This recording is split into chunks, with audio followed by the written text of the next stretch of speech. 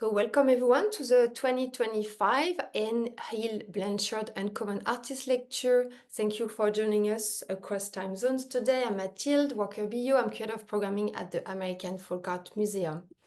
A quick note that closed captioning in English is available today by clicking on the CC button at the bottom of your screen. I'm joining you today from Queens, New York. And before we begin, I want to acknowledge that our museum stands upon Lenape-Hawking, the unceded traditional homeland of the Lenape-Delaware peoples. We honor Lenape people, past, present, and future, and are committed to centering Indigenous perspectives in exhibitions and programs at the museum. As many of you know, the American Folk Art Museum is dedicated to celebrating the work of self-taught artists across time and place, and we're thrilled to present a new edition of the Anne Hill Blanchard Uncommon Artist Lecture.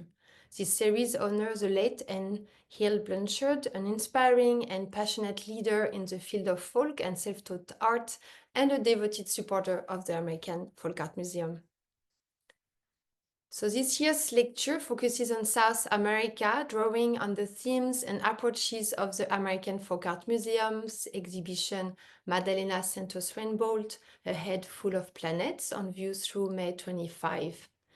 Speakers will present the work of three painters who defied realism, capturing daily life at a time of social, ecological, and political changes.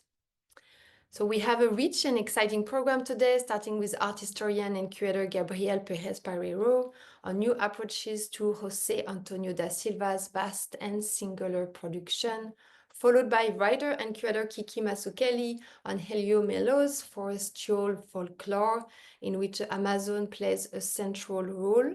Miguel and López will close the program with a presentation on Rosa Elena Curruchich, a Maya Cachiquel artist who offered a nuanced perspective on the Mayan society. We invite you to share questions throughout the talks using the Q&A feature at the bottom of your screen, and there will be a Q&A after each presentation and a final conversation with everyone at the end. The program will last about 2 hours, and we look forward to what you have to contribute. I will introduce each speaker so you have an idea of what's the program ahead of you, and I will also be using the chat room to share more details about the program and the speakers. And if you need any additional information, you can drop me a line in the chat. Today's program is being recorded and will be made available online the coming weeks. And again, closed captioning in English is available by clicking on the CC button at the bottom of your screen. Our museum is grateful for opportunities like this program to connect online, which would not be possible without you. And I hope you will consider supporting our programs through a donation to the museum following this lecture. Your support has great impact and makes a difference in our ability to champion the work of folk and self-taught artists. So thank you. And we will begin the lecture by hearing Gabriel Perez-Barreiro on José Antonio da Silva. Gabriel Perez-Barreiro is a curator and art historian and is currently senior advisor of the collection Patricia Felf de Cisneros. Please welcome Gabriel Perez-Barreiro. Hello, Gabriel, and thank you so much for joining us today from Spain. That's right. Yes. Thank you very much, Mathilde. Thank you for the invitation to talk to you and to my fellow panelists and also to the people joining us online. Thanks very much. And I'll be speaking today about the work of José Antonio da Silva. This is, I've really been working on his production, preparing a large exhibition that will be taking place in the Musée de Grenoble in France that opens on April 11th, so just over a month from now, and will be open through July. And it's, I believe, the first retrospective of his work internationally since his death. So let me just share the PowerPoint. Okay, can you all see that? Yeah, okay. This is our artist. This is José Antonio Silva, and just it's interesting because he very much wants to kind of come across as an everyman kind of figure. And his name, José Antonio Silva, these are the three statistically most common names in Brazil. So it's in many ways he kind of stands in for this, for this everyman kind of figure. Now, he was born in 1909 in a small town called Sales Oliveira in the state of Sao Paulo. The state of Sao Paulo is the size of several European countries. It is absolutely enormous. And here I'm showing you a map to get a sense of where it is. And this is a very much a plantation economy. So this is one of the richest parts of Brazil in terms of its agriculture. And in many ways, this was an early plantation economy, an economy that fueled the kind of huge expansion of Brazil through the middle of the 20th century. A lot of it was fed kind of from this region. So the major crops here were corn, as we can see in this picture here, coffee, cotton, and sugarcane. Sugarcane, which makes alcohol, which very much fuels the Brazilian economy.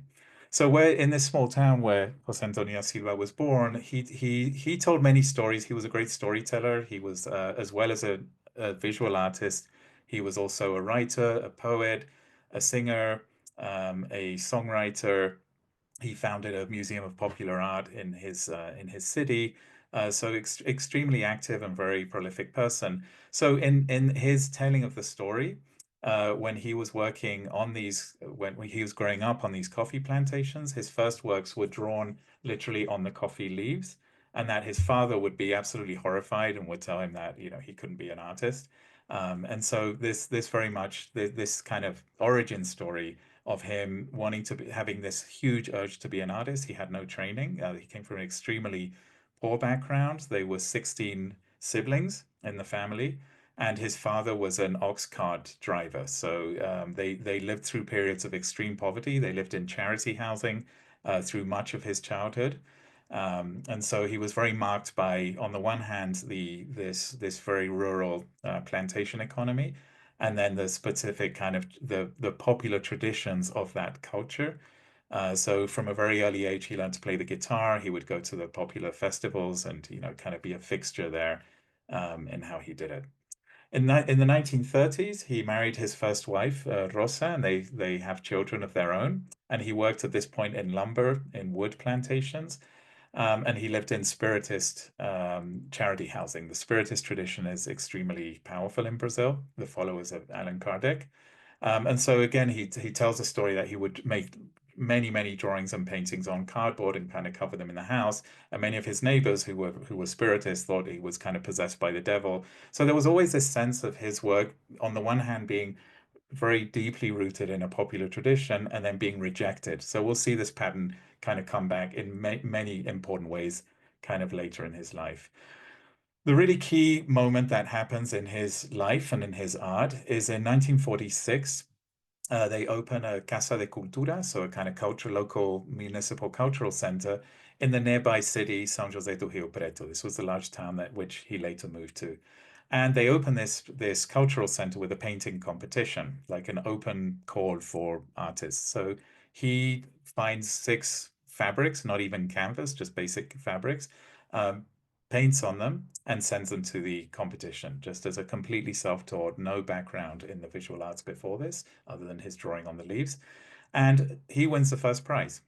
And he doesn't just win the first prize, but he wins the first prize with a very esteemed jury.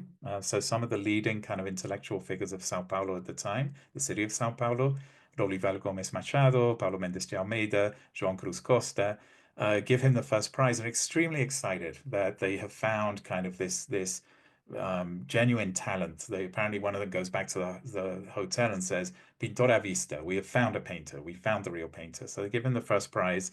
The authorities then deny this prize. They say it's offensive to the other real artists who were working there and give him 4th place. And again, this is a story that we will see kind of repeated in the future. This absolutely kickstarts his career. We're looking at a work here from 1948, so 2 years after this breakthrough prize. And this year he had an exhibition in the Domus Gallery in the city of Sao Paulo. He sold 10 works to Pietro Maria Bardi, so the founder of the Maspi Museum, which of course is a very important museum until today.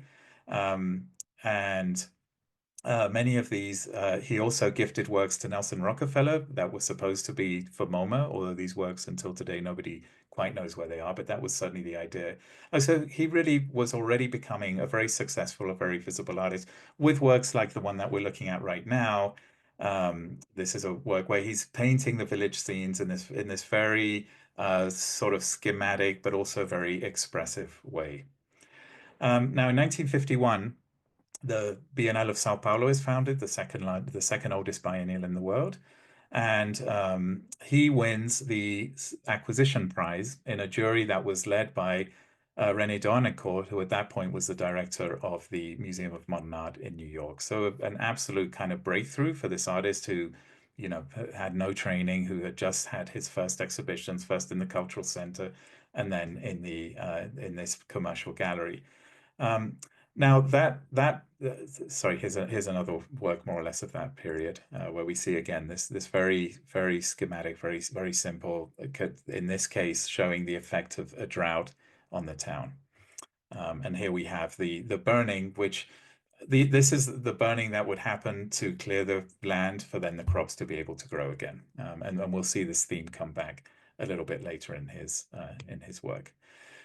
So that year, 1951, the Sao Paulo Biennial, it's very famous in the history books for having given the first prize to Max Bill with this abstract geometric piece, and this very much being kind of the breakthrough moment for geometric abstraction in Brazil, which of course then from this moment on became extremely important.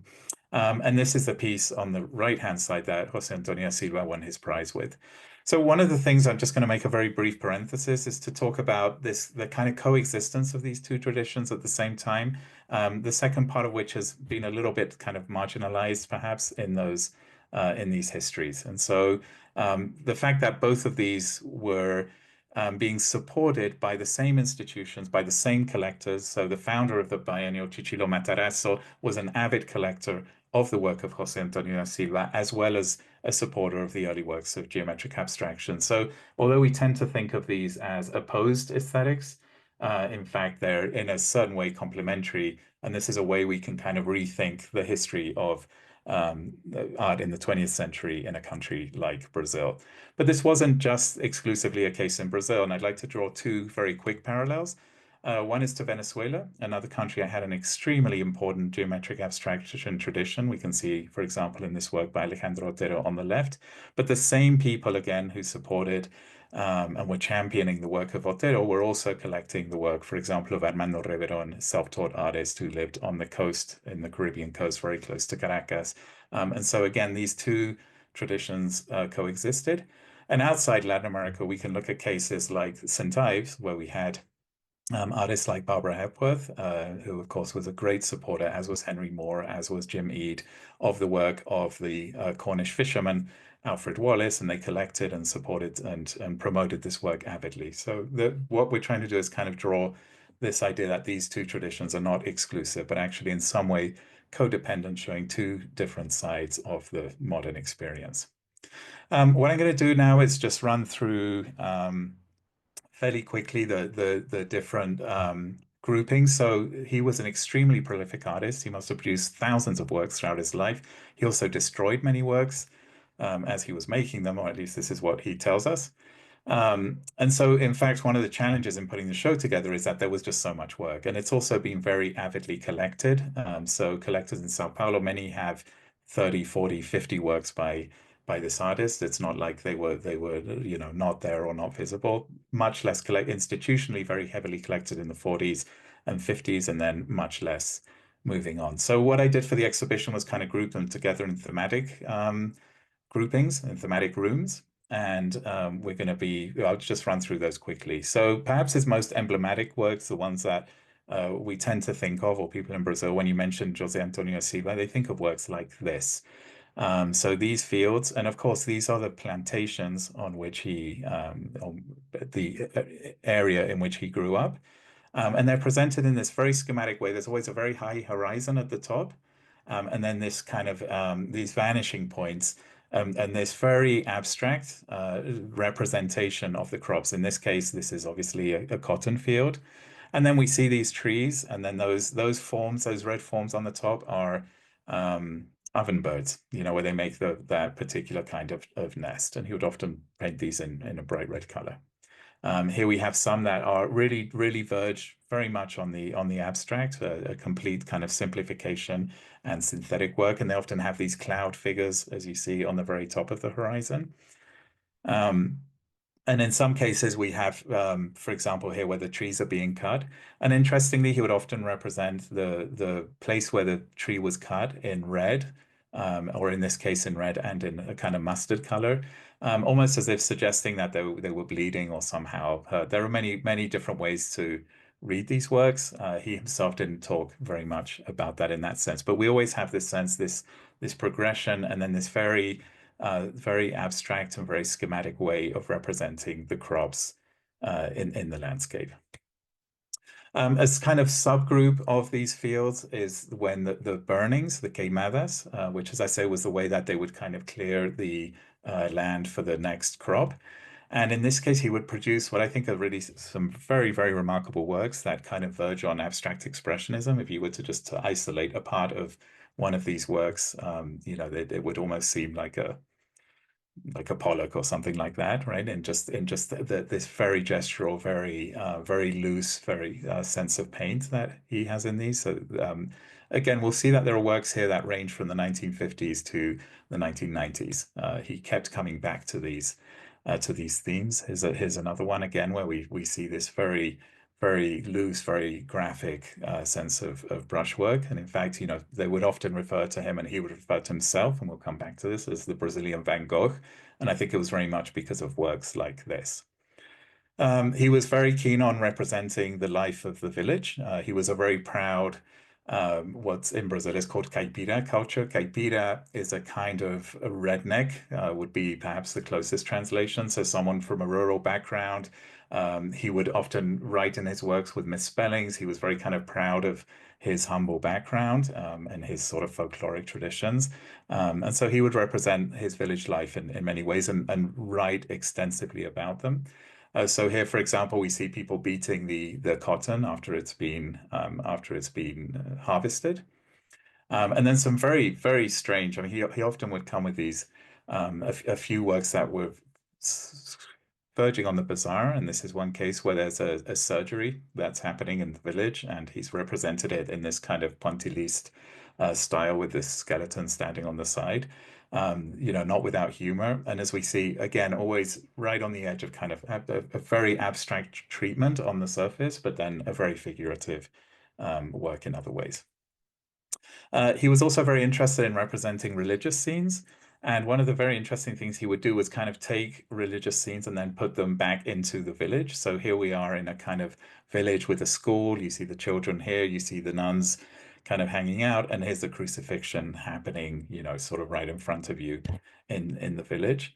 And this makes me think he was not the only artist who did this. We can think, for example, of an artist here like Sir Stanley Spencer in the UK, who did something similar and representing scenes from the Bible, in this case in the village of Cookson.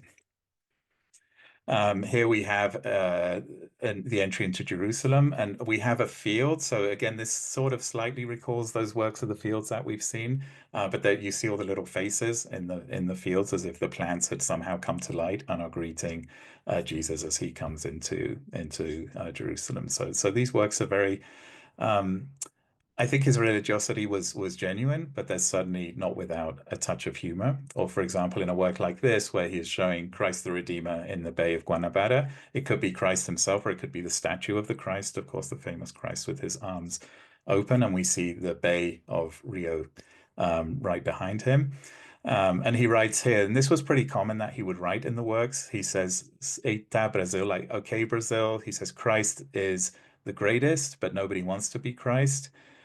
Rio is Rio and Silva is Silva. And he would often talk about himself in the third person as Silva and, often put his opinions and talk a lot about Brazil and how he was kind of the greatest painter of Brazil.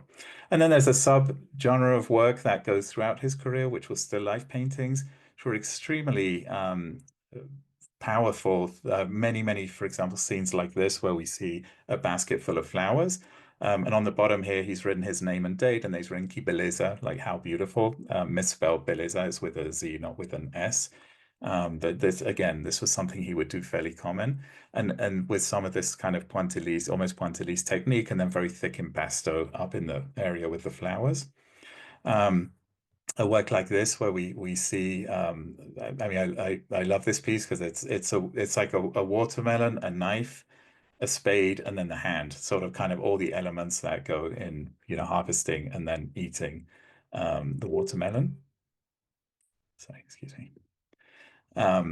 So to go back a little bit to the chronology, as I say, he was very successful in the first Sao Paulo biennial, and then he participated in the second and the third. He was selected for the fourth Paulista Salon, which was a smaller parallel event in a jury that included very important artists like Tarsila do Amaral, Luisa Siloto, and Valdemar Cordeiro, who were the two kind of leaders of the geometric abstract movement. So again, there was a lot of mutual recognition, I think, between these artists.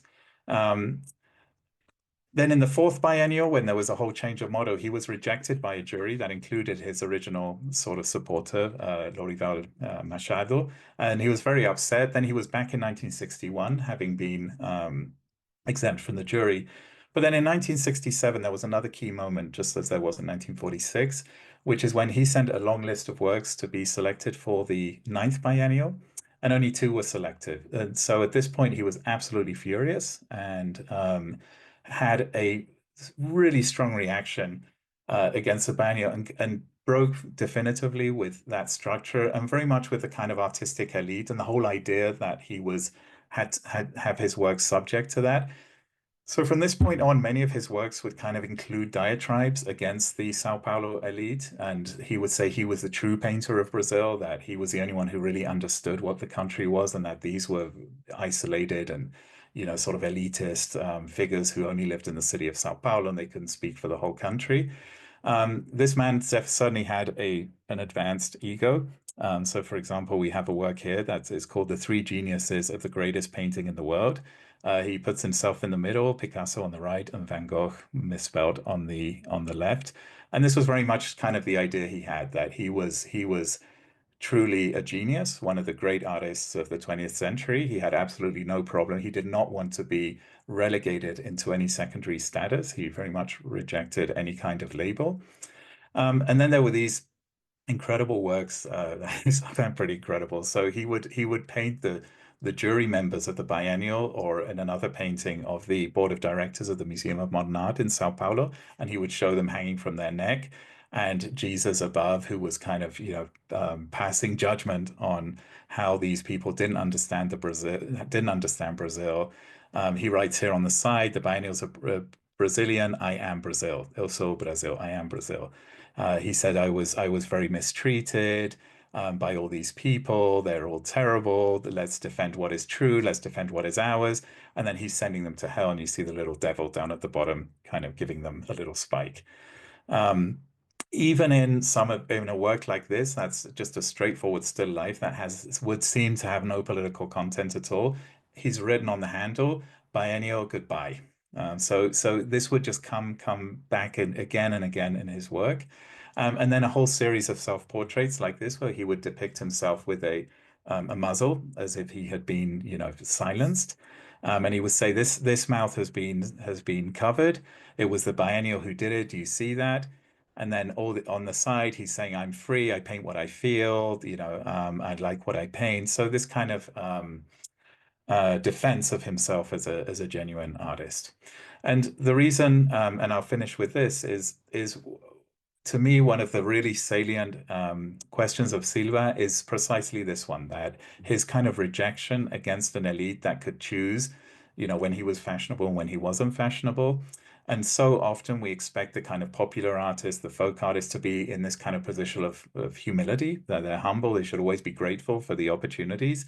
And he was very aggressive and very outspoken in the fact that he absolutely refused this. He was a very successful artist commercially. His work sold widely. They did very well. But the institutions at a certain point kind of turned their back a little bit on him, at least for a long part of his career. And that was not something he was going to take sitting down. So I find these works so interesting because they kind of claim that anti-elitist refusal to kind of stay in the track of the popular artist, of the outsider artist, and to really want to claim his position within the mainstream, to call it something, of modern Brazilian art. So with that, I will pass back to Mathilde and to the other speakers. So thank you very much for your attention. Thank you so much, Gabriel. What a fascinating character, and very outspoken about his position. And I would love to maybe ask you a few questions about this position he had clearly in his work, and his relationship with the elite of Sao Paulo. And of course, also I want to encourage everyone on the call to ask questions and using the Q&A feature. But yeah, I'll kick off maybe with a few questions about that. So you said that he rejected most of the label that he was given, and can you expand a little bit more about these different labels that were given to artists who are considered as self-taught, or yeah, see if you can, especially in the context of Brazil, because I know that it's different from the American context or the European context. So one really interesting thing that happened in the post-war years in Brazil, in the kind of the years of the great modernization between the end of the war and the dictatorship, when there was this great expansion, Brasilia was built, there was this kind of great optimism and growth in the country. There was a genre of art that was called Brazilian popular art, arte popular brasileira. And this was kind of a known quantity, and the government actually supported this phenomenon. So this was finding artists working in villages and craft traditions, kind of providing opportunities for them to show within the country, internationally. And Da Silva was very much not wanting to be part of that. I think when he paints himself next to, Picasso and Van Gogh, and he's in the biennial, it's very much as a way to kind of, I think, to not put himself in that tradition. And he rightly points out his work isn't connected to a craft tradition. I mean, the plantations were already very much integrated into the kind of capitalist economic system. So it's very different from other cases where there are communities that kind of have ancestral or very old traditions. This was very much his own invention. So the fact he wasn't schooled for him didn't matter. Like he very much wanted to be in this main area. And something interesting happened as we've seen a few in the presentations. We saw several works where he used this kind of pointilliste style, where he was using very short brushstrokes. And there was a little polemic in the newspapers at the time where some critics were saying, well, this is terrible. He's too international. Like he's been looking too much at French Impressionism. He's not a Brazilian artist anymore. Like we liked him when he was doing village scenes and in this kind of much more, stick figure kind of way. And he would respond saying, well, you have no right to tell me how I could, I am Brazilian and I am a painter, and that's enough. That makes me a Brazilian painter, and I don't have to conform. So this question of the pointillisme was definitely kind of a touch point, and that happened in the 1950s. So I think that there were these moments where these debates would come, and I think he was always very much on the side of artists need to be free, we need to do the work we do, and that these labels are not helpful or not useful. Yeah, also it shows the limitation of these labels, which are like give a platform for some artists, but at some time also just like give them like a limitation that they should not get out of this label, and they criticize for that. It's interesting that he was aware, he had a lot of creative agency already. I was wondering if you could talk a little bit more about your approach for the exhibition that you are preparing for next month, if I understand well. You said that he was a prolific artist, and can you talk a little bit more about how did you approach this eclectic and vast production, and what were your curatorial choices for the exhibition? Yeah, it was a real challenge because, as I mentioned, there are collectors who've been passionate about this work for a long time and who literally have like 200, 300 works by this artist. I mean, it's absolutely incredible, just how much production there is.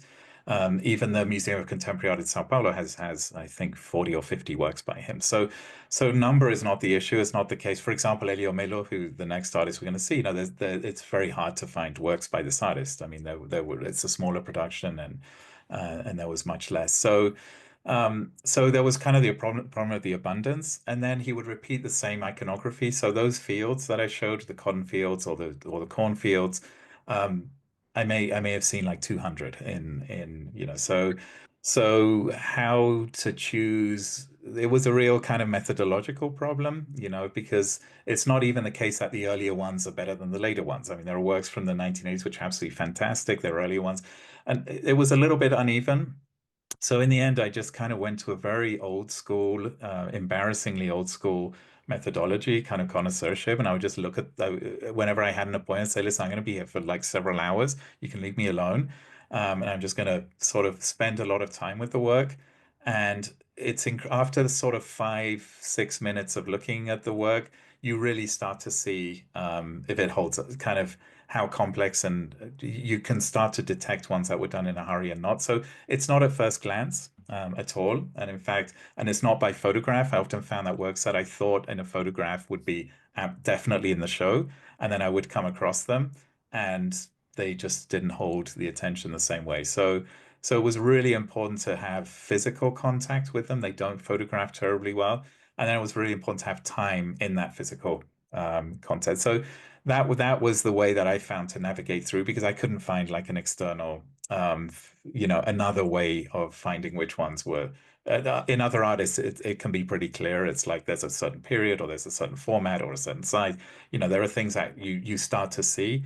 In his case, I mean, he was just producing it. I just get the impression he was producing every day, and very, very quickly. And so there's some variation within that. And I just wanted to kind of show, particularly for an audience here in France, in Grenoble, that may not be at all familiar with his work. So I kind of wanted to pick things that I thought would be very, very rewarding works to look at. Also, so if I understand, Jose Antonio da Silva in the big had a meteoric career, so he was very Yeah, famous during his life, but then yeah. kind of fell into obscurity later in his life, and then afterwards. If you can just maybe expand a little bit on that, on the reception of his work throughout time, and also what did you find important to revisit his work and present it today, and what did you learn from his story and his work in the current context? Well, it's really interesting because he definitely had this rejection from the elites and from the institutions. So I couldn't find a museum in Brazil that had a work past like 1957, 58. Like there's a lot of work from that period at the MASP, at the Pinacoteca do Estado, at the major museums in Brazil. And then there's a kind of void. But privately, he was extremely supported and respected. So there were collectors like Ladi Biesus, many of whom have lent to the exhibition, kind of legendary collectors in Brazil, who would just keep acquiring, acquiring. I mean, very, very supportive. And there were galleries, for example, Vilma Aid, Galeria Estação. It's an extremely important gallery in the history of popular and self-taught art in Brazil. Was showing his work, curated sometimes by extremely important contemporary artists like Paulo Pasta, for example, who's a very important abstract painter who supported him. So I feel like it was by sectors. So the official artistic sector, the museums, the curators, the intellectuals stopped dealing with the work. The private collectors were crazy about it, and the artists were crazy about it. So in fact, there's several works in the exhibition that belong to really important artists like Lucas Arruda, for example, who, very important artist right now, collects works by Jose Antonio Silva. So I think he was kind of an artist and a collector's artist. And there have been exhibitions in private galleries throughout the 80s and 90s. I think now what's happened with this kind of shift is that now the big institutions are, really interested in his work. But he was able to make a living. I think he was relatively successful. He founded a museum of self-taught art in his town. So I don't think he was short of means. But he kind of craved this, as many artists do, right? They crave this kind of official recognition, and he was very upset when he didn't get it. But it's not like he fell into, I don't think he ever really fell into obscurity. I think he was always there. Mhm. You just had to know, you just had to kind of know where to look. And what did you start to revisit his work, and yeah, in the context, what did you want to make an exhibition, a retrospective of his work in an institution? This was an invitation. He was an artist who I had, anyone who's worked with Brazil has always heard of his work. We've seen his work around, and I'd never really spent that much time on it. And so it was originally an invitation from Vilmaid, from the gallerist, and then from the Fundação Ibero Camargo, which is an institution in the south of Brazil, to curate an exhibition, a solo show. And I said, absolutely, I would. This isn't, exhibitions could be ways for you to learn about something. And then, fortunately, because this year is the year of France and Brazil, so there's kind of many multilateral projects happening between the two countries. The Musée de Grenoble approached and said that they would be interested in hosting the show too. So we're actually opening it in France. Then it will go to Porto Alegre, and then hopefully also to Sao Paulo at the end of the year. So it was great how suddenly this kind of interest, and I see many people in the chat are lobbying for this to go to New York, which would be absolutely awesome. Yes, Yeah. we'll keep you updated about that. Yes, we have some questions about mostly about like the way he was rejected from the institution and the Sao Paulo elite. If you can talk a little bit more about the reasons, if you have more details to share. Someone is asking, had his work changed in any way when he was not chosen for the biennial? Any reason why trends change against his type of work? That's a great question. I don't think anything necessarily changed. I think there are also just cycles, and we see this all the time. Like nothing really lasts for that long. I mean, even the abstraction that was the hit in 1951, by 1961 was being replaced by gestural abstraction, by in the 70s by more political, by conceptual work. Things change and things move on, and tastes certainly change. And I think that was something he maybe just wasn't uh, ready for, or wasn't ready to accept. But so I think part of it was certainly that.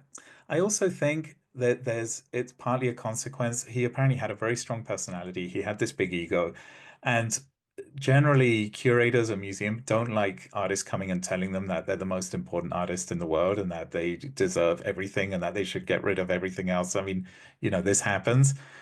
So I think he had a little bit of an abrasive personality, and you kind of had to, take some deep breaths. And often institutions don't necessarily have that patience. So I think many things happened. I think part of it was just a function of time.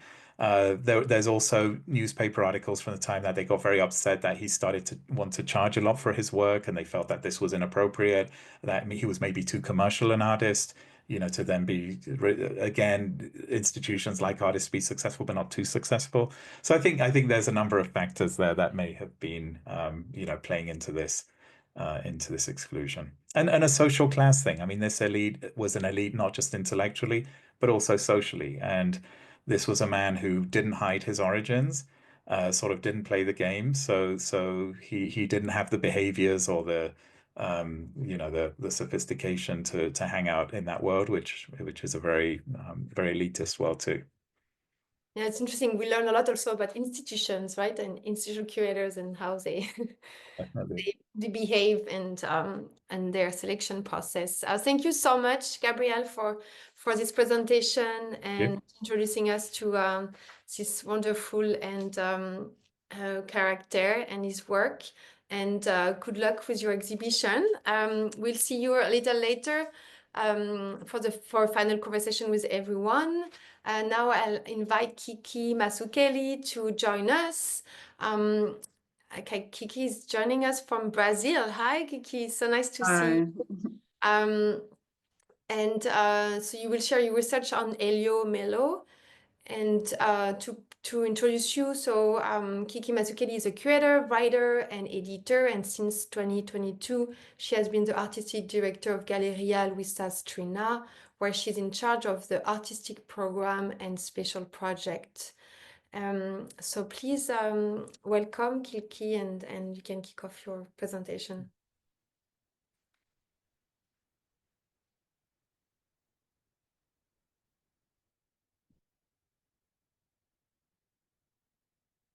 So I think it would be helpful for me to talk a little bit how I came across Helio Melio's work. Myself and most of the people from my generation actually first saw his work at the 2006 São Paulo Biennial, which was curated by Lisette Lanhado, with some other co-curators, and one of them, José Roca, was particularly in charge of the work of Helio Melio. Until then, I mean, he was completely unknown to my generation. And then when I was back, probably like 5 years back, when I was still living in London, I was developing a project alongside the British Museum and the Leiden Museum in Holland. They wanted to look at all the Amazonian artifacts that they had, but they wanted to show it alongside contemporary artists from the region. And that's why that's when I came back to Helio Melio's work. And then I was completely fascinated because like seeing this work, let's say almost 20 years after I'd first seen it at the São Paulo Biennial, and kind of looking at it, I think I understood the relevance it has in the present, and why Helio Melio's work documents a part of Amazonian history that's really important, not only during his lifetime, but basically for the present. And what I'm going to do here is I'm going to go through his work, but I'm going to have to, unfortunately, tell you a little bit about the back history of the region of Acre, and a little bit about like how rubber plantation started in the region, and what happened mainly in the 70s, 80s, beginning of the 90s, that changed completely that landscape. So the image we see here in this kind of like opening slide is probably one of the most iconic images of Helio Melio's work. And what it represents is the rubber tapper, the worker there, and the tree is actually a map. So basically, rubber tapping is an activity that's not like intensive farming or anything like that. The trees, they are kind of like really far apart in the forest, and the rubber tapper has to do some roots. So basically, he goes out in the morning, very early in the morning, and he starts bleeding the trees, and each rubber tapper has a route that he has to follow. And then he goes back again. Once he's back at the starting point, he goes back again to collect all these materials, all this rubber. So here's there are two maps which I think are very important to understand where we're talking about, like what region we're talking about. So Acre is there in the borders with Peru and Bolivia. And where Helio Melio was based was basically Chapuri region, which is the borders with Bolivia. And then you can see Acre, where it stands in the map of Brazil. And Helio Melio, he was part of a generation of workers. I mean, his great-grandfather was part of a generation of workers that were brought from the northeast region in Brazil, state of Ceará, into Acre in the late 19th century. Until then, this region wasn't even Brazilian. It was part of Bolivia. Acre was part of Bolivia. And until the kind of the middle of the 19th century, it was very uninhabited by colonizers. I mean, there were lots of indigenous tribes living there, but it wasn't occupied by the colonizers. At the beginning of the 19th century, there were some like explorers who started to go down the rivers, which is the only way you can access these regions, and to find about like what they call the Amazonian drugs. And amongst these drugs are like Brazil nuts and of course rubber, but there weren't many uses for rubber. They kind of slowly started to understand that you could like waterproof shoes and clothes using this material, but it wasn't, it didn't have an industrial use. It's with the Industrial Revolution and the discovery of the vulcanization process, and then later with the car industry, that there was a real demand for rubber. And that's when this whole region of like the West Amazon becomes a kind of like a hub for rubber production. So, and that's when, also when the governments start to look at this region with, you know, like with a bit of concern, you know. At this point, lots of Brazilians were already settling in the Bolivian region of Acre, of the original Bolivian region. So there are lots of Brazilians there occupying, like settlers who were already working with rubber tapping, but the region was still Bolivian. So the government starts to take interest in this region, and there are many. I mean, I'm not going to go into that because there are many struggles between the governments, and finally, by 1906, Brazil represents like 99% of the world production of rubber, and that's when the real struggle starts.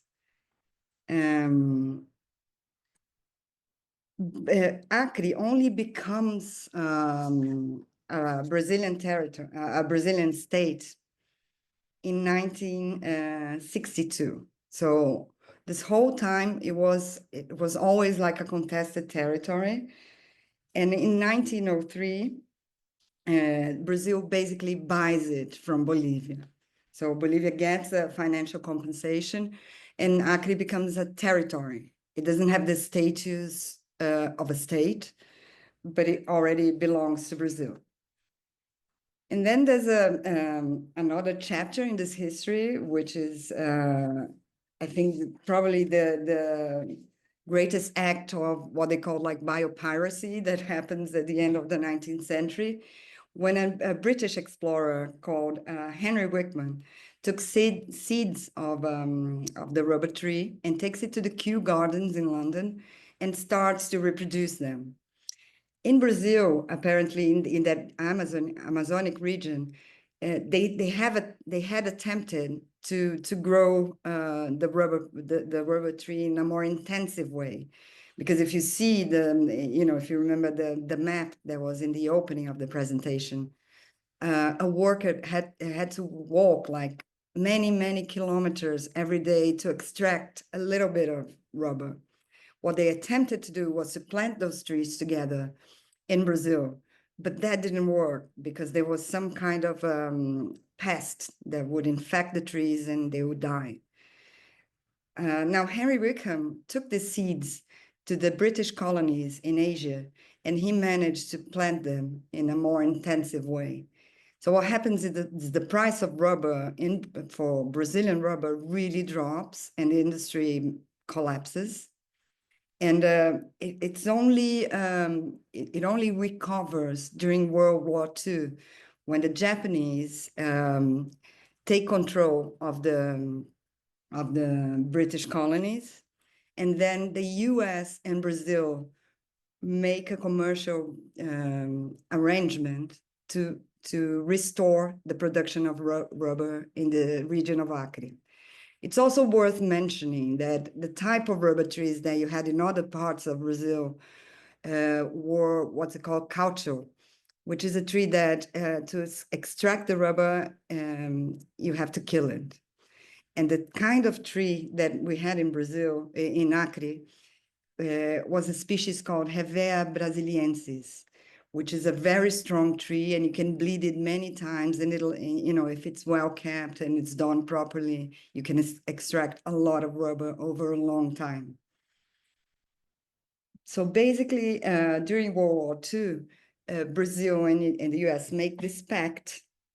At the same time, in the Northeast region where Helio Melio's great-grandfather was born, they were suffering a massive drought.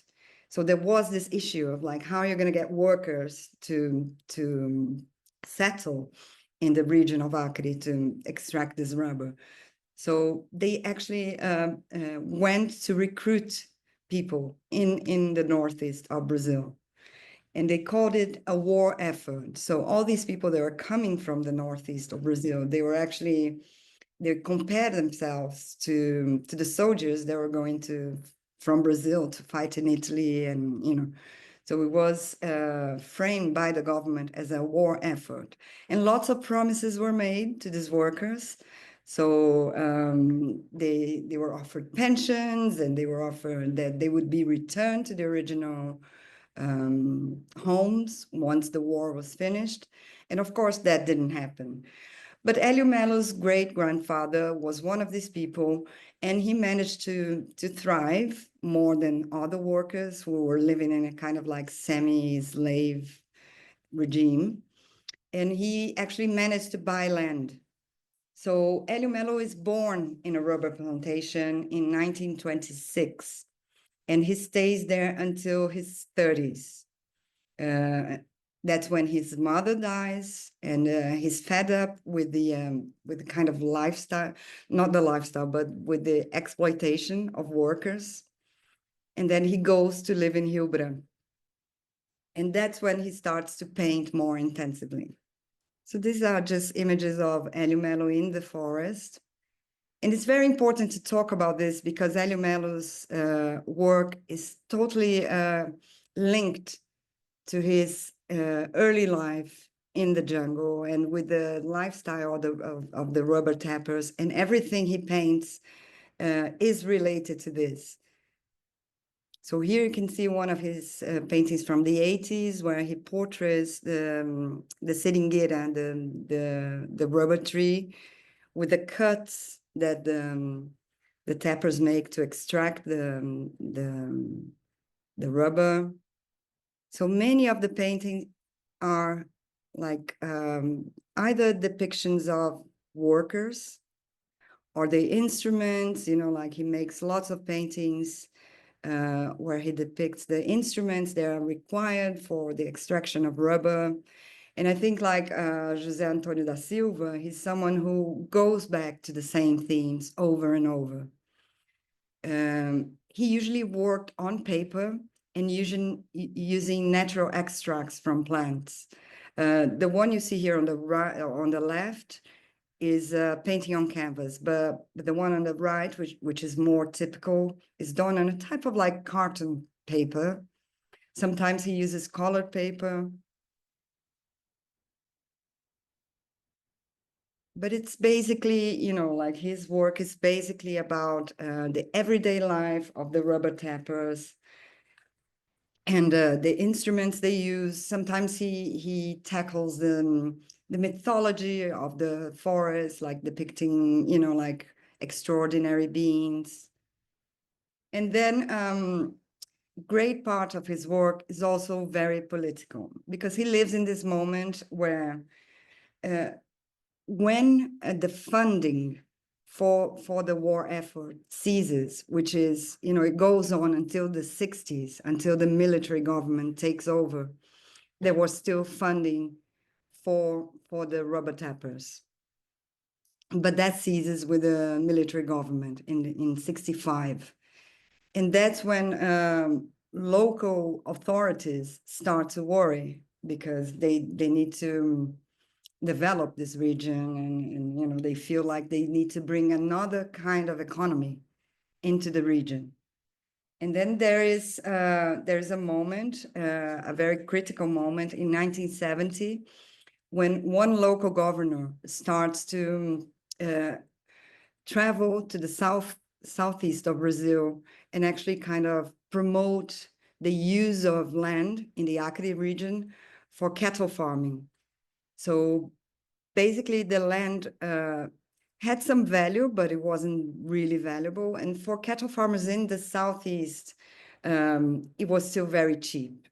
So they could buy land from landowners in Acre and basically take down the forest to create fields for cattle farming. And what we see here in this image, which is something very recurrent in Helio Melio's work as well, is to depict the landowners as donkeys. So he had this kind of very humorous approach, but very critical. And you can see here that the land is already a bit devastated around. You can see cows, you can see all, all types of animals that are not part of the original landscape. And you see the workers. And we can talk a little bit more about like how the land titles were very contested in that region too. I mean, these were pieces of land that people received the titles in a very dodgy way. And what happens during Helio's lifetime is basically this transition from a community that had different values and had ways of working that were much more sustainable to the invasion of the cattle farmers. And he's one of the most iconic images that you can find in his work as well, is like the trees becoming a cow. So it has this kind of like magic realism to it, this kind of other paintings like this, you can actually see the animals crying. And okay, I have just 2 more minutes, so I'm going to try to wrap up here. What I think it's very important to understand is like one of the main drivers of deforestation right now in the Amazon region is cattle farming. So it's a process that continues. It's still going on, and it has violently affected the lifestyle and like the livelihood of the people who had been settled in this region for 3-4 generations. And I think this rediscovery of Helio Melio's work is not only like a historical look at such a certain period in time, but I think it's a very relevant for the present. And I think maybe we can close now for questions. And I'm gonna try to stop sharing. Thank you so much, Kiki, for introducing us to the visual world of Helio Melio.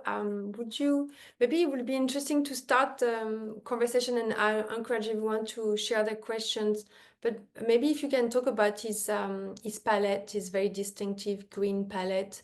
You can share your screen again, and if you want to maybe comment on a few images and walk us through his very distinctive use of color and the pigment. And you said that he was creating his pigment from the forest. Is it from the Amazon? Or if you can talk a little bit more about this process. Yeah, I mean, when he left the Seringal, the rubber plantation, he went to live in Rio Branco, which is the capital of Acre. But it's a very, I mean, at the time, it's still a very small town. At the time, there were like 17,000 people in the capital. Today, there are, in the next 25 years, with the deforestation and with the beginning of cattle farming in the region, all the workers were basically expelled from the rubber plantation. So the city grew a lot in terms of like people had to leave their land, and they migrated into the town. In terms of the palette, I think like you get this very specific palette due to the pigments that he used, but also I think he had a great ability with lighting, because actually the lighting in the Amazon forest is very much like this, is very much like filtered, because it's a very dense forest with very, very high trees. So it's a very different type of lighting that you get there. Thank you. Also, you said that Helio Melio was very politically engaged, and he wanted to tell a story through his drawings and his depiction of his life as a rubber topper and workers. Did he also see himself beyond this realm of social engagement? Did he put his work in certain artistic tradition as well, or yeah, can you talk a little bit more about that?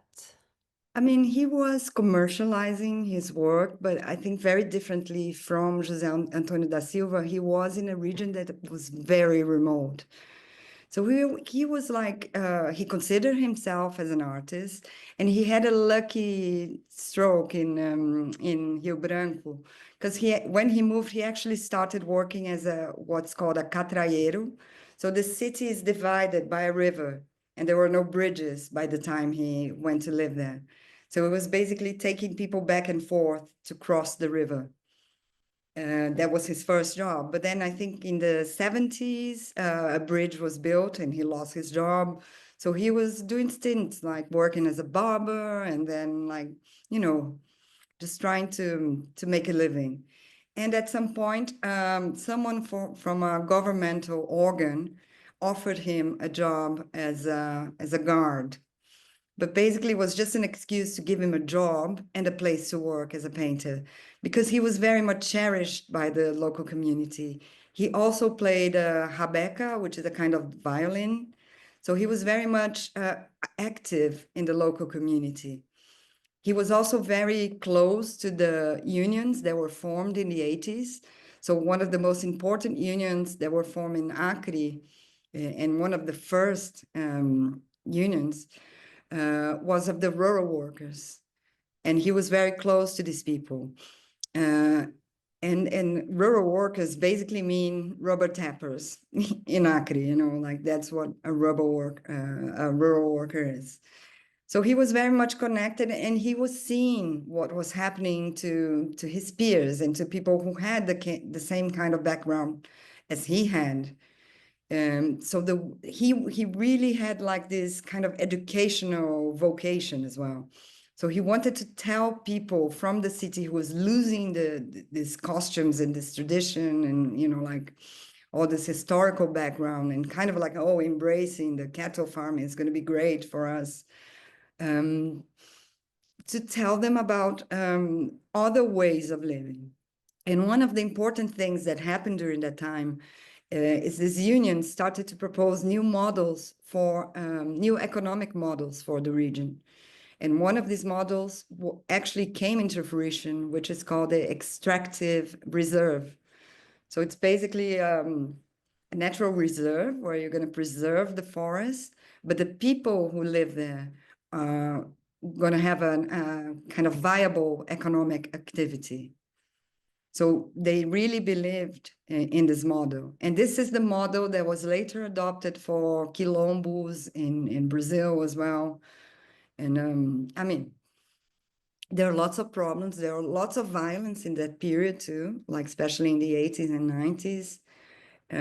But they actually came up with an alternative model where you could have an economic activity and preserve the forest. We have some question about the representation of animals in the work. You mentioned the monkey as a representation of the landlord. The donkey. The donkey, sorry. That's my fault. Yeah, so would you like to show maybe one image where we see different animals and yes, and their symbols in his work? I think there is some interest from. Let's see. Mm-hmm. Thank you. So he was, I mean, like you have to understand where he was, and he was working with very limited means, you know, like it was basically paper and handmade paint, you know, like, so these are local animals, yeah, the animals that are crying. So you have the kind of capybara, yeah. But these are all local animals who are watching the, you know, like the destruction of the forest. In these cases, they are not endemic animals. They are like cows and animals that were brought into the region, you know. And this is not, this is a mythical animal called the mapinguari. So the story goes that Helio Melio was like a really bad rubber tapper. He didn't really like the work And he was always scared of, like, he tells that he was always scared of the mythical creatures of the jungle. He was scared of jaguars, you know.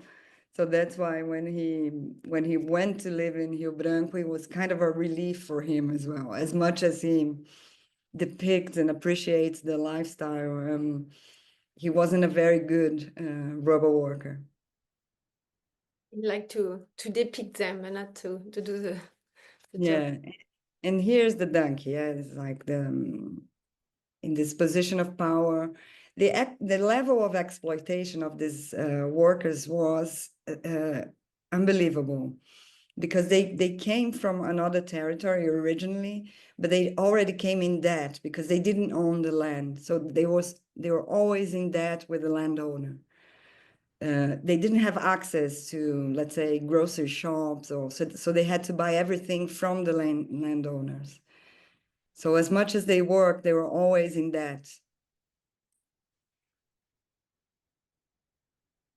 And what the unions wanted to was actually to create these reserves for the as a community, a communal land, you know, like but they would have to take the land away from the original landowners. So that gave rise to a lot of, like, violence. And this last image that I had, but I didn't have time to get to it, was a very famous activist called Chico Mendes, who was shot in 1988 and was murdered. And he was one of the 100 activists murdered in the region this year, you know, so to understand the level of violence. And Chico Mendes was actually articulating with foreign organizations, like environmental organizations. That's why his death had a bit more of an impact in the media at the time. Thank you so much, Kiki. We are going to invite now our third and final speaker, Miguel López, and we will see you later for the final conversation. Hi, Miguel. Thank you so much for joining us from Chile, where you're traveling. It's wonderful to have you today with us. You're going to introduce us to Rosa Elena Curruchich, and you're a writer and curator, and Miguel López co-organized the 2024 edition of the Toronto Biennial of Art.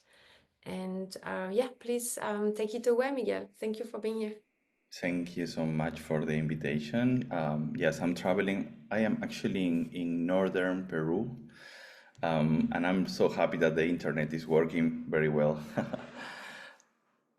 So this presentation delves into the work of Maya Cachiquel painter Rosa Elena Curruchich, considered the first female painter of San Juan Comalapa in Guatemala.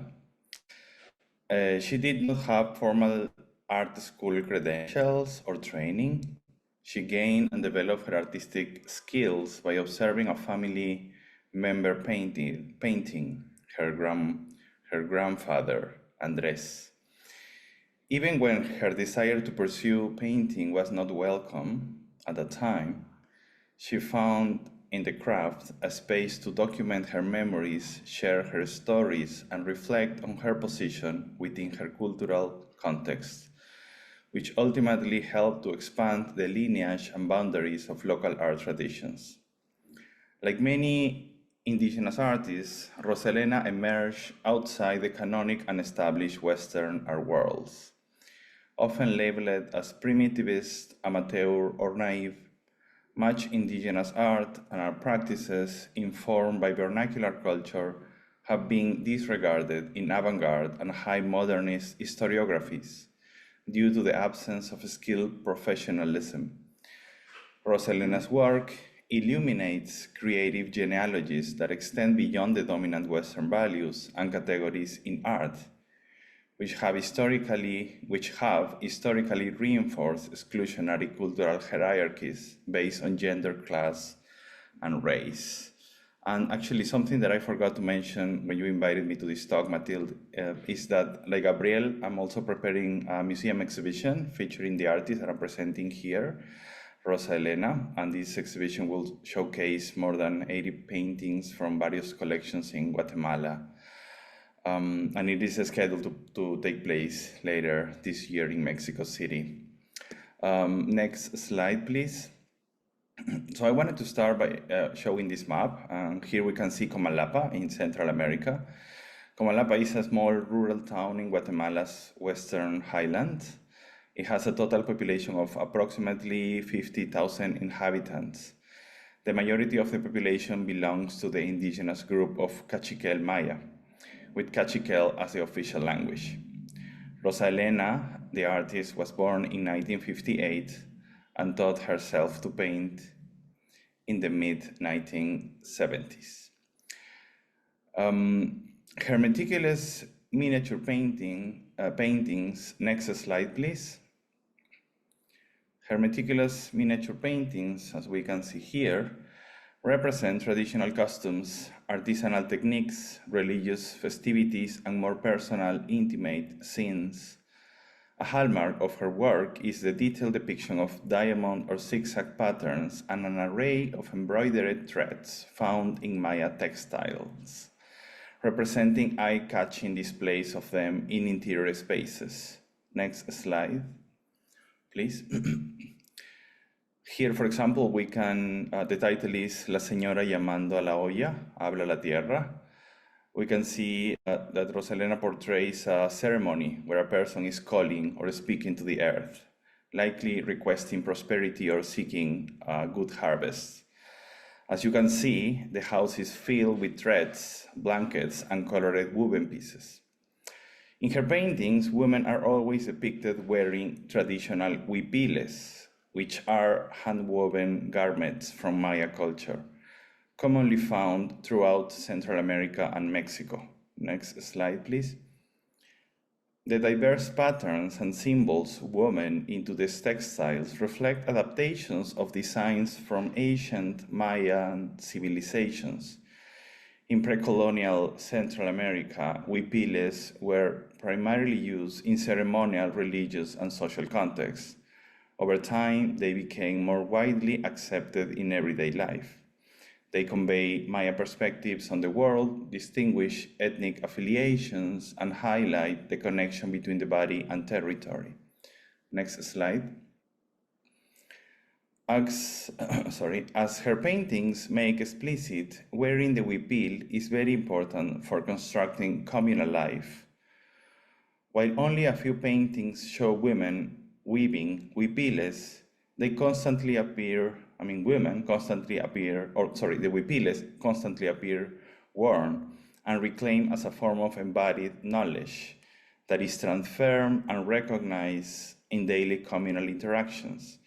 It is almost impossible to find a painting by Rosa Elena in which a huipil doesn't appear, even if it's subtle or discreet. Next slide, please. Here we can see, for example, a young girl that is learning how to weave. Rosa Elena emphasized the matrilineal continuation of these indigenous knowledge systems. Most weavers are taught at a young age by their mothers, grandmothers, and aunts. Her love and respect for these textile languages are evident in her paintings' delicate and elaborate depictions of the fabrics and textiles. Rosa Elena used repetitive dots and lines to reflect their historical complexity and dazzling beauty.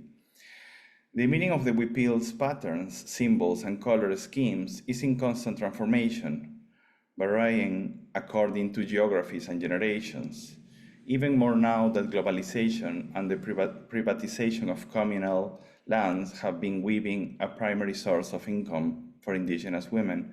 Next slide, please. Interestingly, the presence of textiles in her paintings also changed over time. For example, we can see here two scenes depicting locals visiting the dentist. The earlier painting from the 1980s that you can see on the left presents a domestic space partially undecorated or even empty. In contrast, her work from the 1990s features walls entirely covered with vibrant blankets and threads. Next slide. In this other painting, Rosa Elena depicted children and their parents gathered around the dentist, playfully observing the interaction between patient and doctor as if it were a public spectacle. It is important to note that Rosa Elena's paintings do not serve as direct records of her observations when each work was created.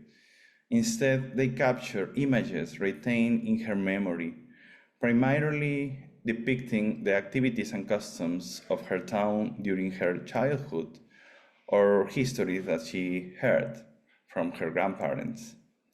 Next slide. She painted, sometimes paint the same multiple times, usually similar visual context, sometimes factual and imagined situations.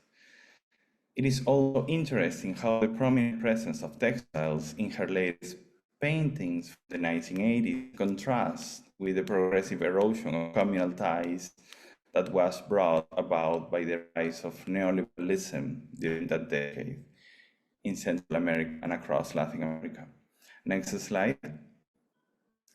Rosa started to paint in the 1970s by observing her grandfather, Andres Curruchich, who became the most renowned painter in Comalapa and gained international fame in the 1950s. And here we can see paintings by one Andres on the left and one Rosa Elena on the right.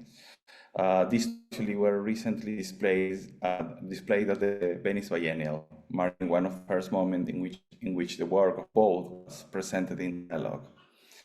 Andres Curruchich, recognized as the first Maya Cachiquel oil painter, achieved success by exhibiting his work in Guatemala City, having solo shows in San Francisco, Dallas, Illinois, and Detroit in the late 1950s. Next slide, please. Thank you. So this is on the left, you can see Andres Curruchich. This is a portrait from the 1960s. On the right, a newspaper clipping of his exhibition at the Young Museum in San Francisco in 1956, which was widely acclaimed, attracting over 90,000 visitors in 4 weeks.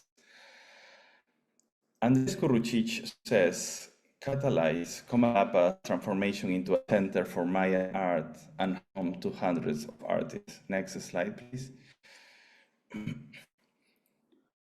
Artists that in most of the cases were trained by the artist himself. Rosa Elena was born during Andres' international popularity peak.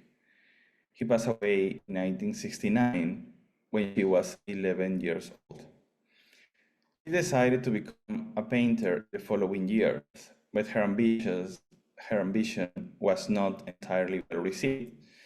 In Comalapa, painting was regarded as an exclusively masculine tradition. Next slide, please. And women were primarily expected to engage in textile making. Local researchers have highlighted that the strong opposition from Rosa Elena's Curruchich family regarding her dedication to painting after they learned she exhibited her work. According to writer and friend of the artist Anna Livingston Paddock, news of her only exhibition at the Alianza Francesa, a Guatemalan French cultural center in Guatemala City in 1979, reached Comalapa, and she was aggressively attacked because of that. This backlash led to feelings of rejection and isolation for Rosa Elena. The researchers also noted that she felt harshly critiqued and so pressured that she even changed her dress and moved to another location in the mountains to continue painting. Next slide, please.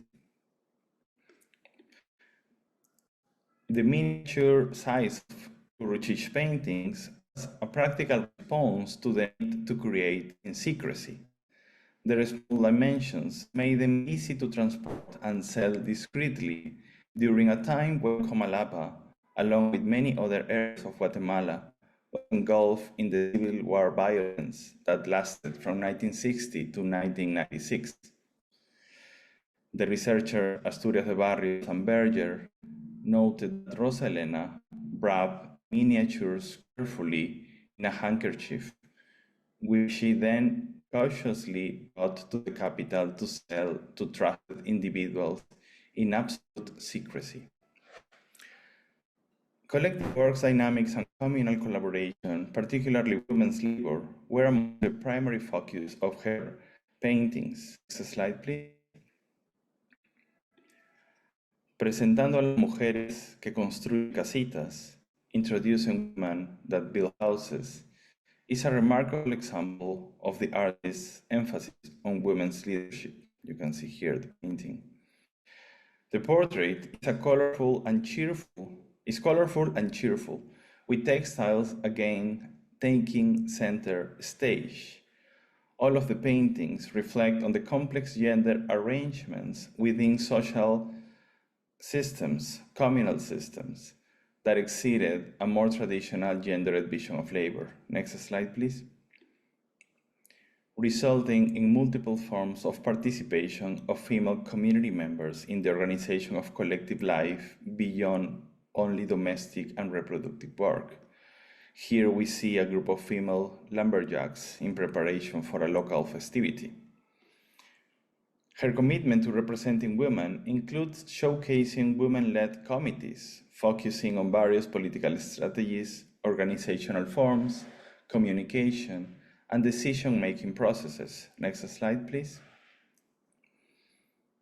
Here you can see a women's committee responsible for ensuring community access to drinking water, for example. Moving away from the narrative of liberal feminism, Maya Quiche activist, sociologist, and visual artist Gladys Schul notes that prior to feminism, what occurs in indigenous communities is un hacer entre mujeres, a doing among women. She emphasizes women's politics, which focuses on organizing both intimate and collective life. Schul highlights how collective labor is considered essential for community survival, transcending the state's use of women's identity. Another important aspect of her work is that her paintings challenge the excessive representation of men in Andrés Curruchich paintings. Next slide, please.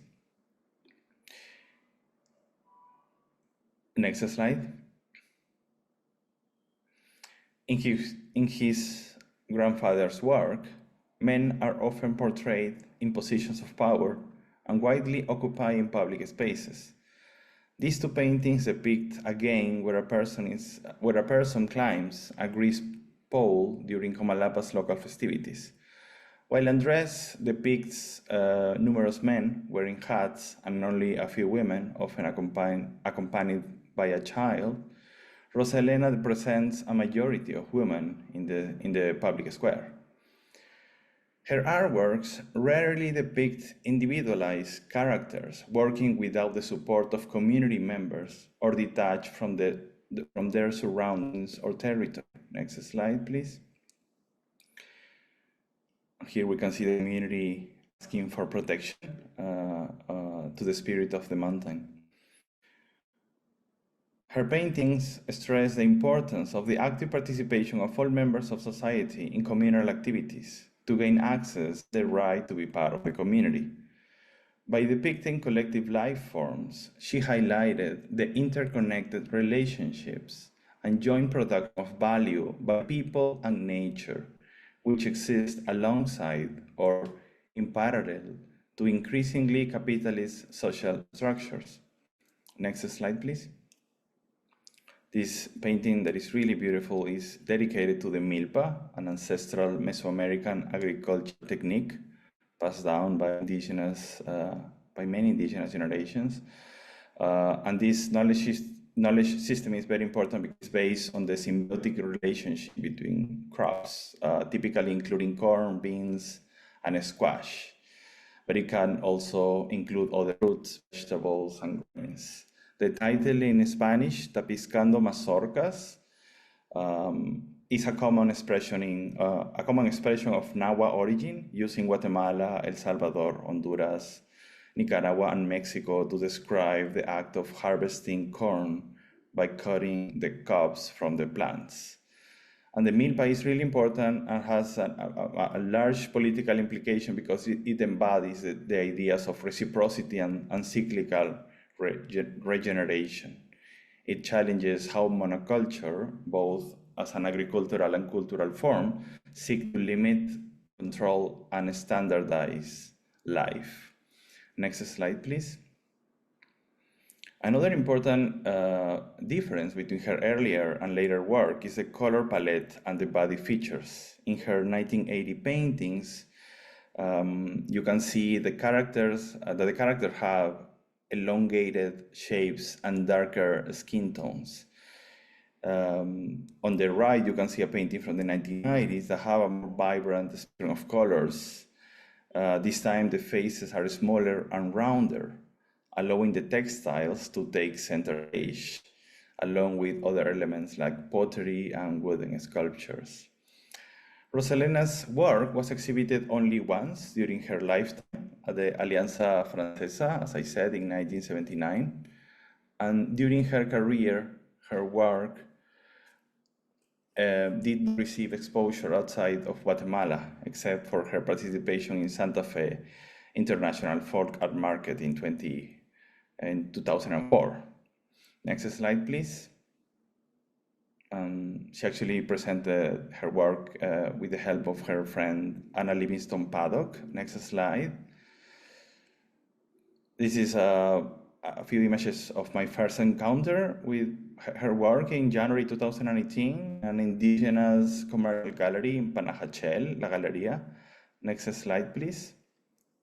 And this is when I exhibited them in 2019 in Teoretica in Costa Rica. I think it was probably the first time her work was exhibited in an international space after her death. And I just want to finish with this. It's a really moving of paintings she did in the 1990s. Next slide, please. Where she represented herself engaging in various activities, reflecting skills that she learned in her youth. Here on the left, we can see Rosa Elena, self-portrait of Rosa Elena selling candy at a local festival. And on the right, you see a self-portrait of the artist making tortillas for her family. Next slide. Some other paintings are testimonies of tragedies. This is a representation of the 1967 Guatemala earthquake, which was a tragedy, a magnitude of 7.5, with a death toll of 23,000 people. Next slide. And she painted her sister, Pilar. She was injured when the roof collapsed on her, resulting in a broken leg. And she represented the devastation of her home, as you see in the previous slide, and also the operation in which Pilar was lifted by helicopter by members of the international community who came to Guatemala to assist. Next slide, please. And this is Guatemala with her first charcoal drawing when she was a child. It's beautiful. And I think this is really interesting also to understand, how she understands her works as part of a larger, lineage. On the right, you can see also a self-portrait of Rosa Elena painting, accompanied by her aunt Pablo, which also says that not everybody in her family was opposed, right, to her desire to paint. And next slide, and this is the last one. This is probably the most touching self-portrait that she created. This is Rosa Elena as an infant, gazing at her grandfather, Andrés Curruchich, through a window. And this is probably she's with her father that leads her by the arm, so she can watch her grandfather at work. He's probably locked in a room to avoid disturbance. Next slide. We can only see the top of Andres' hat, but it is also possible to recognize that he's painting a landscape, which is also very much present in Elena's paintings, right? And I love it because she, as I said, she acknowledged her connection to a non-Western tradition, the lineage of indigenous painters from Comalapa. And she's positioning herself as both as the artist, but also as a subject of her artwork, right? Reflecting this kind of pivotal moment when she saw her grandfather, and that probably fueled her passion for painting. And the next one, which is the last one, I think. And this is a self-portrait also of Rosa Elena painting in the middle of a field. And I love it, and this is the end. And I love it because for me it's the most defiant and affirmative representation of her right to engage in painting despite the initial scrutiny and opposition she felt in her community, right? The way Rosa Elena is creating a space for herself to express herself. And that is my presentation. Thank you so much. Thank you so much for navigating us through this wonderful work and the world of Rosa Elena Curruchich.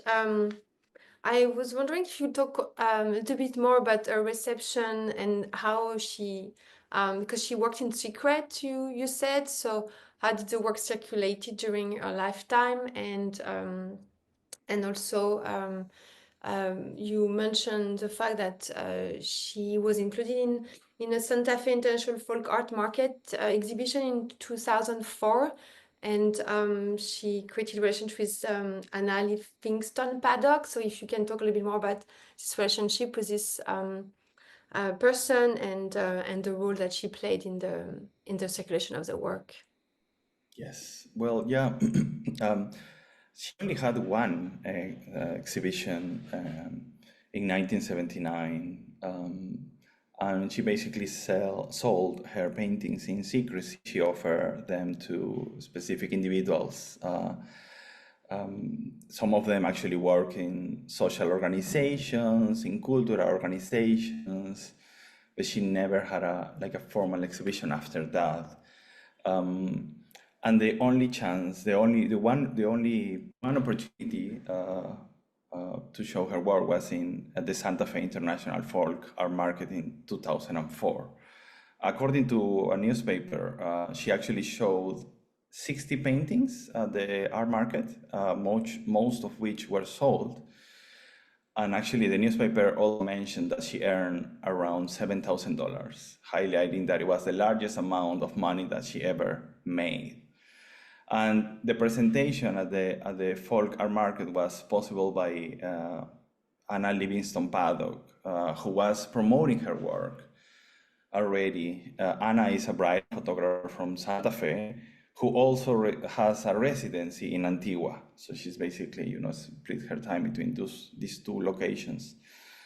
And it's also interesting and important to say that at the time of Rosa Elena's death in 2005, she was preparing an exhibition of her miniature paintings for Santa Fe that was actually scheduled to happen in June that year with Anna's assistance.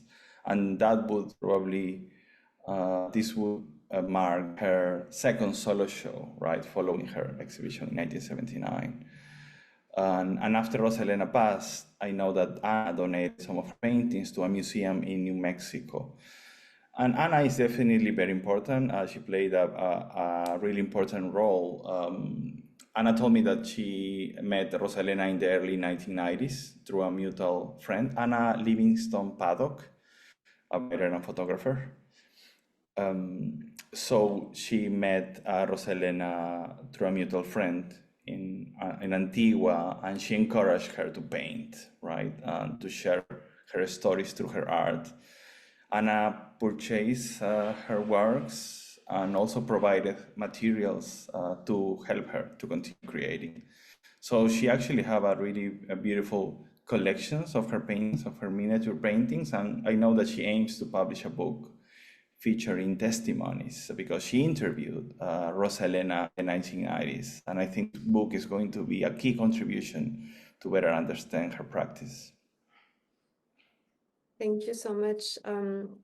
And also, it was fascinating to learn how Rosa Elena Curruchich positioned herself, positioned her work within the Maya oil painting tradition, and the way you explain how she also created a relationship with her own grandfather. And yeah, could you talk a little bit more about the work of grandfather and this tradition of painting and how it was received and presented in Guatemala and outside Guatemala? Yes, her grandfather, Andres Curruchich, was a very prominent artist, probably one of the most important figures in the early 20th century art in Guatemala. He's also recognized as the first indigenous oil painter. He was a self-taught artist who learned to paint from a Mexican priest who was based in Comalapa. The name of the priest was Fidencio Flores. And Andres' fame and international recognition in the 40s and 50s influenced and inspired many others who tried to follow his steps, particularly in the 60s and 70s. And these artists, some of them were trained by Andres, and these artists formed what became known as the Comalapa School, La Escuela de Comalapa, right? And I think probably the most important characteristic is this realistic style, focusing on depicting life and emphasizing landscape. And many of these paintings, in the case of Andres, representing custom celebrations and festivity. But as I also said, this artistic tradition was predominantly masculine. I mean, women weren't allowed to paint. And it's interesting also because in the publications that I found and studies on popular painting in Comalapa, there's even one book published in 1980, a book by the San Carlos University in Guatemala that listed, the most renowned paintings in Comalapa. And this book is from 1980, right? And all of them were men. So you can understand from that, how important is the emergence of Rosa Elena in the late 1980s, in challenging this situation, this framework. Andres had a clear influence on Rosa Elena, for sure, and that's why she also sends, she created this beautiful portrait, looking at her grandfather's work. According to Ana, the friend of Rosa Elena, she maintained a very close relationship with her grandfather. And what is important is that she chose to represent the community in a different way, right? Highlighting the role of women in indigenous social organization. And I think she was, of course,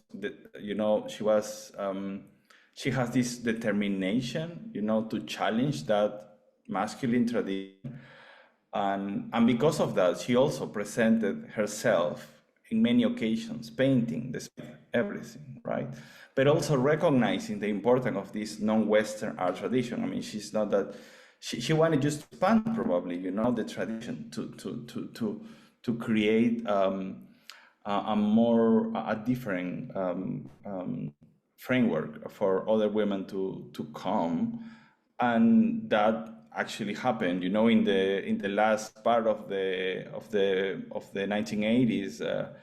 A group of women started to organize, to work collectively. Probably the most important group is the Grupo de Pintoras Cachiqueles, the Cachiquel Painters Collective, that started to work in 1985 under the guidance of Salvador Gómez, a very important local painter.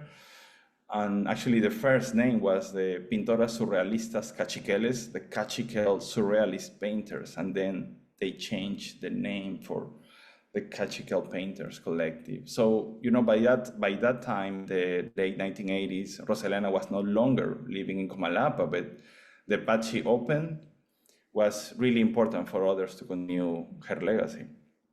Amazing. Thank you so much for recontextualizing the work and introducing us to her legacy. And yeah, maybe now it's a good time for a final conversation with everyone. If Kiki and Gabriel wants to join us, I'm just trying to see if there is any questions. You know, I think yeah, we can. Yeah, and please share question if you have a general question for everyone for this final part of the program. And yes, I thought that was first I would like to thank you all for all your contributions to the field. It was wonderful to have you all together. And one thing that I mean we can agree on is that the works you presented are very different. But one idea that I think really ran through your presentation and in the works of José Antonio da Silva, Helio Melio, and Rosa Elena Curruchich is that they are really far from being naive, and despite their figurative and seemingly simplistic styles. So I was wondering if you could talk a little bit more about the significance of the social and political dimensions of these works, and how focusing on this aspect also may change our understanding and our approach to these artists and their agencies. Miguel, would you like to start? Yes. Well, yeah. In the case of Rosa Elena, yes. I mean, her work encompasses many social and political dimensions. I probably stress, you know, how extremely important is her pursuit to paint, right, and how that altered the masculine tradition of painting, introducing different sensibilities and perspective. And what you also mentioned, it is also very true. You know, Elena and other artists were often regarded as naive. And I would say that it is important to think that this name and this interpretation stem from a Western modernist point of view, right? And from the norm of, you know, Western fine arts. And I'm always trying to think, you know, how to assess her paintings, how to, you know, like acknowledge that Rosa Elena and other indigenous artists in many other geographies and places operated from a we can call it in different ways, but I would say now non-colonized aesthetics, right? And I think in that sense, her paintings are like demanding like a different probably set of values than the parameters of Western modernists are that usually call these practices or representations as naive. For instance, you know, Rosa Elena paints not from the liberal notion of individual as we usually discuss in the Western world, but she's speaking as a member of her community, right? She's sharing what we could call a communal Mayan knowledge, right? And she's actually translating this knowledge for us in her descriptions, right? But she's also aware that there are many other aspects, such as her insights into spirituality and healing, for example, that cannot be fully translated, right? So elements are present, like, for example, the conversations with the mountains, or this representation of listening to the water or to the earth. They are present. So I think, you know, her agency is probably there in this kind of awareness and the way she chooses to paint. She recognizes herself part of this kind of Western creative lineages, and she's offering like a probably different point of departure where these narrow categories as naive are really, you know, like really limited to understand the complexity of the works. Thank you.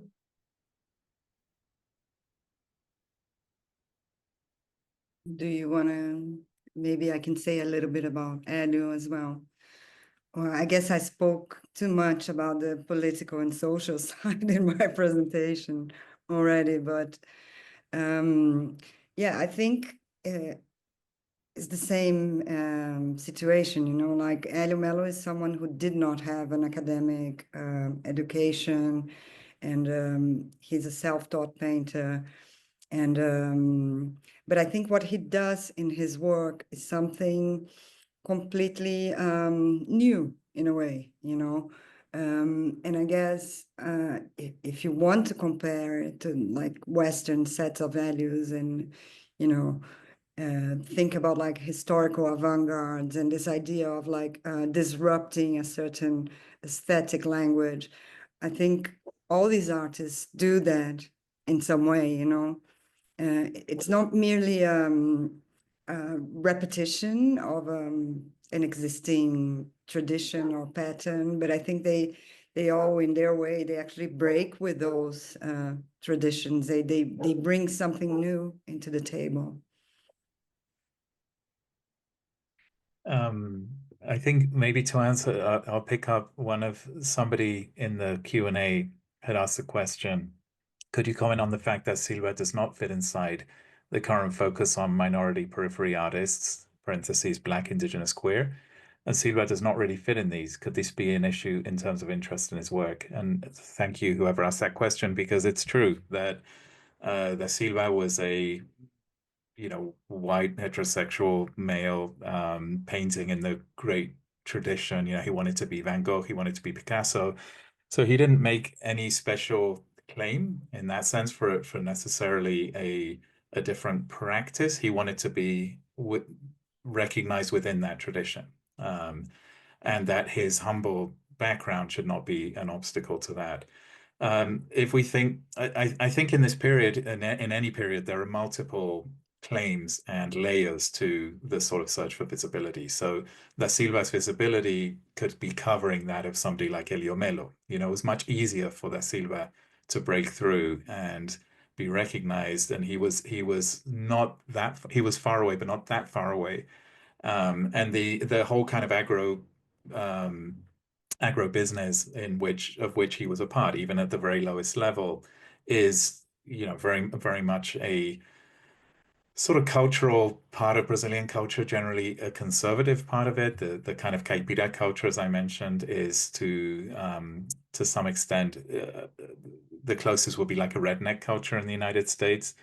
So it's awkward, like it's uncomfortable. This was not a liberal person necessarily in terms of his belief or his attitudes or his approach. What he believed is that he represented kind of the soul of Brazil, that he could see what the elites couldn't see. So there's definitely a kind of populist versus elite battle, very similar to one that's maybe going on now in the world. I mean, I find the work very contemporary, if only in that sense, or especially in that sense. So he's not someone you can kind of identify. There were other artists at the same period showing, for example, like Tortos Prazeres, who in the first biennial won the third prize, who was, an African descent artist, where you're definitely speaking about a different kind of marginalization, a different kind of sensibility to that. The same period, there's Mario Pedrosa, the great art critic, was working with the psychiatric hospital, and so the whole question of the art of the clinically insane, that's extremely important in the history of Brazilian art.